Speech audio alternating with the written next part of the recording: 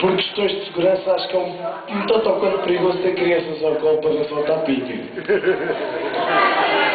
Vocês vão todos dançar o tapinha. Vamos lá. Não precisa de si, por amor de Deus. Por amor de Deus. Entregue só a criança. Entregue só a criança. Está ali outra criança também a dizer adeus para a televisão. Entregue ali. Olha, por amor de Deus, peguem-me na outra criança. Oh, Ana. Ana. Vai buscar a criança. A Xuxa, Ana. Oh, Ana.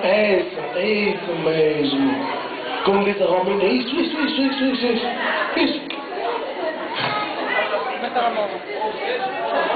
Ou seja, bora. Vamos, criança, vai calma. Ela estava azul. Bora. Já está, já conseguimos. Bom, então para começar o tapinha temos que começar com a posição ninja. A posição ninja é aquela posição quando se vai à casa de banho e não se tem sanita. Ora está.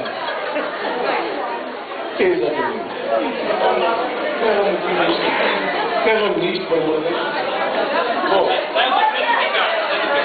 faltam umas senhoras. Faltam umas senhoras que de certeza que eu acho que elas querem dançar.